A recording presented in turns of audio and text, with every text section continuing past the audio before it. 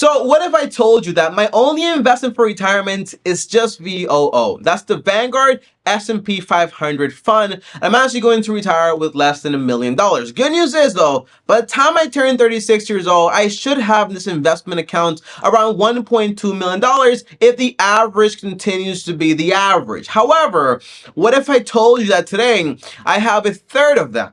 Less than a third of that, and I'm already like basically retired. If I really wanted to, I wouldn't have to work anymore, and I can just basically live on a budget, all right? And I'll be just fine. And by the way, I truly believe that anyone that basically makes like 25K or so like a year can basically retire with like around $175,000. You don't need as much money as you think you do for retirement, but that's another video for another day. So make sure to subscribe to the channel and hit the bell to get notified because I'll make that video pretty soon. On top of that, also, like this video, I appreciate it a ton. Now, why?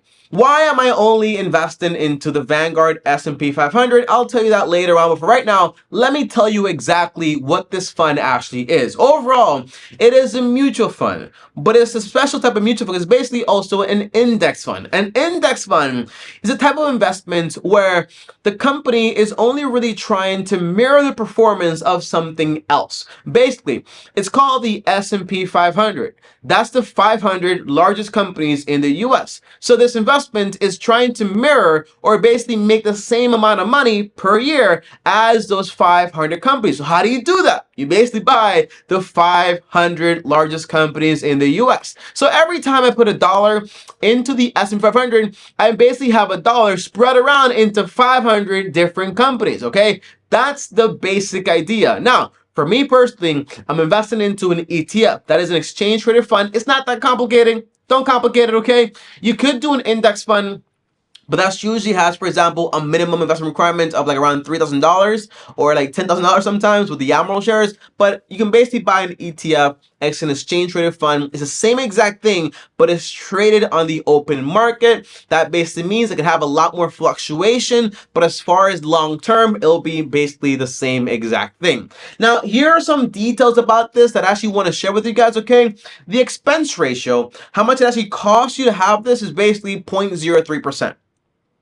0.03%. One share costs around $379 right now, I think it is. And in reality, guess what? You might say, Tommy, that's a lot of money just for one share. The answer is it is. It is, really. But in reality, you could buy fractional shares. You don't need to buy a full share whatsoever. There are a bunch of applications out there that allow you to actually buy fractional shares. On top of that, the average annualized return over the past 72 years for the S&P 500 has been about 10.53% or 54%. Basically saying like you're basically double your money every 7.2 years or so potentially. That's the idea if you stay consistent at it, all right? So if I have, for example, let's say I've been investing $1,000 every month for 15 years, okay? In 15 years, I would have about $397,000. 5 more years, make it a total of 20 years, I'll have around $730,000. That is the power of compound interest. What is the fee on that? It's about $219, basically nothing. But if you have, for example, let's say a management fund managing your money, and they're saying, hey, we're gonna charge you 2% to manage your portfolio, okay? And you have 700 grand in there, bro, 700 grand. You know how much money that is? That is 0.02% multiplied by that. That gives you about $14,000 every single year as a fee. It's a lot of money, okay? So by having Vanguard, you save a bunch of money, especially by investing into an index fund. Because again, it is low cost. You know why? Because they're not doing anything. You're just holding it. If a company goes out of the S&P 500, they replace it with another one, and that's all they basically do. It's not that complicated at all. So that is why, or that is what the S&P 500 is. So if anybody asks you to say, hey, it's an index fund, and I'm basically trying to mirror the performance of something else. In this case, the S&P 500 is the 500 largest companies, so I basically own the 500 companies that's actually involved in the S&P 500. It's that simple. It's not complicated. Now, number 2 is the how. How do I invest into this? The answer is, again, also simple. I invest directly with Vanguard. Vanguard is a company that's older than me, like 100 times, all right? They've been around for a long time, not really 100 times, okay? But they've been around for like more than 70 years, I think it is, okay? Maybe like 150 years, it's a long time they've been around. And they're massive, one of the biggest, they manage a bunch of money.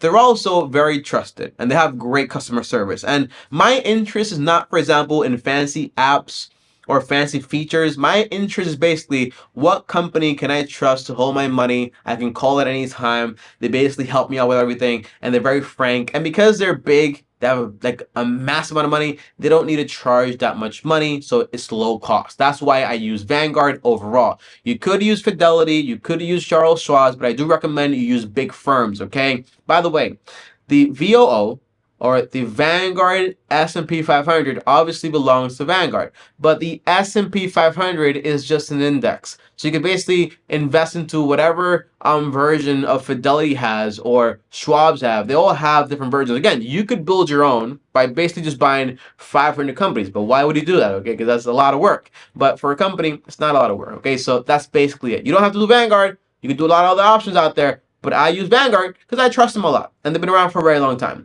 Now, on top of that, okay, why? Why am I only invested into VOO?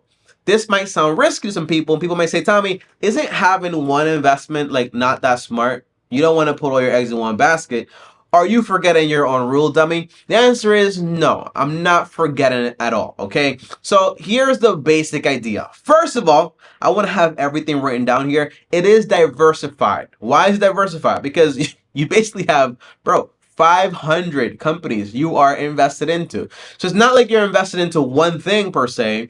You are invested into one index fund, but that one index fund contains 500 different diverse companies that are involved in a variety of different businesses. For example, Apple, Tesla, two different companies, okay? You have Microsoft and, like Walmart, which is in there, two different companies, okay? But I own all of these companies because, again, they are large and they are massive. It's diversified enough where you don't have to worry that much, at least in my case. Now, on top of that, number two, you might say, Tommy, what about international exposure? I used to have a portfolio once that had, for example, international companies. You might say, Tommy, why not have that anymore? The answer is very simple.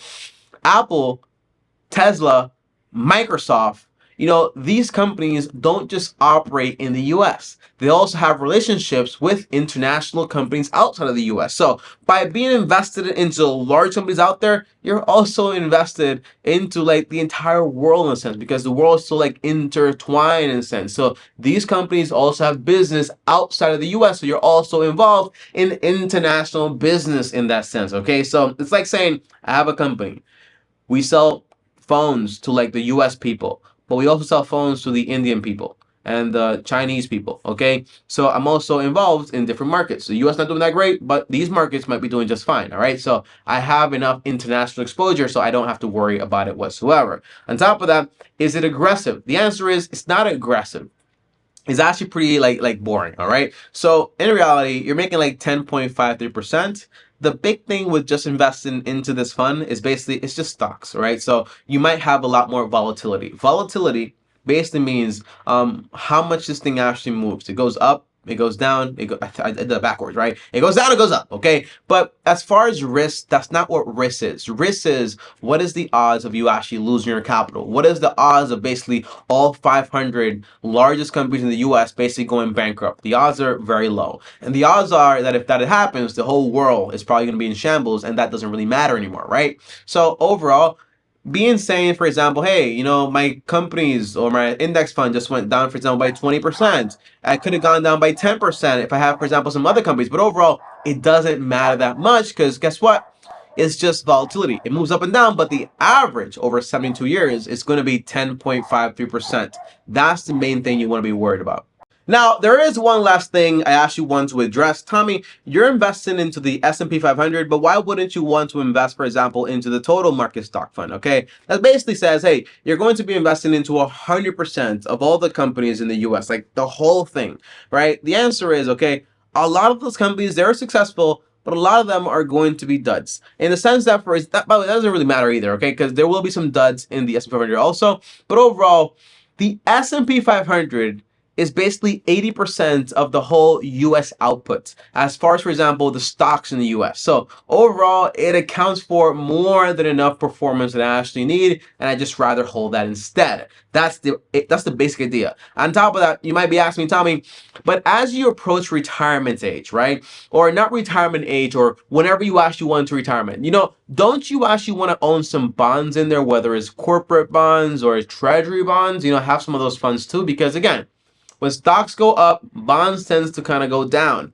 When bonds go up, stocks tend to go down. So it's kind of like this leverage thing here, right? And bonds tend to be a lot more steady as far as treasury bonds do. Okay, so the idea is once you're in retirement, you really want to focus on this steady amount of income, right? So you don't really want to just be involved in the stocks. But the answer is there is data out there that shows basically if you hold on to a stock portfolio long term, you're going to be better off than involving any bonds inside of it. But I do agree though, right, that if you are in retirement, these are factors you have to consider. So that's why retirement is just not, for example, about having the exact amount of money you need. Like if you need, for example, $1 million, you don't really just want to have $1 million. You might have, for example, 1.2 million, like a 20% like spread. This, if it goes down by 20%, you're still solid. Now, I'm not saying the way is to have more money in your portfolio, because that's expensive and it costs a lot of money and it takes time, but it's also like in your personal life. If you have no debts, that's friction removed. If you have an emergency fund account, you have money to kind of just like settle down in case anything goes wrong. If you have a paid off home, your cost of living is a lot lower. So if you handle those main three things first, right? You tackle those, you also have your investment account, and you're also able to keep a part-time job, you don't really worry that much about market fluctuations and about retirement. But for the person that retires and is 100% just basically relying on the market, that's a lot more complicated, and I actually don't recommend that, okay? That's when you want a more complex portfolio per se, but you don't really need one. So the S&P 500 is more than enough for me. I have over $1 million by the time I'm 36 years old. By the time I'm turning 36 years old, but right now I have less than a third of that, and I'm just fine. I'm able to pull in like $1,000 per month per se, like from the stocks I actually have invested just by taking 4% every single year. You can do the reverse math, figure out how much money I have in there. But the idea is like $1,000 per month. I live here in the Dominican Republic. I spend $160 on rent. Don't compare yourself to me and say, Tommy, but you live in the Dominican Republic. That's why you're able to retire. No, that's not it, okay? If you are able to keep a part-time job and earn, let's say, like $15,000 a year and able to make, for example, an extra $1,000 from the stock market, you're good, right? And you have a paid off home, you have no debt, you're good, okay? So the main idea is having a low cost of living wherever you are. It might take you a little longer if you have kids or not, but it's still possible. Don't put excuses because they're only good for you. They're not good for me, okay? But you really want to figure out exactly how to work things out, okay? I have more videos on more specific plans on how to retire, and I'll put those in the links down below. No, I won't, okay? Just look up retirement on Tommy Bryson on YouTube and you'll find those videos too. All right, guys, thanks for watching. Comment down below, retire, so I know you made it all the way to the end of the video. On top of that, also here's another banger. Here's my face. As always, long-term team officially out.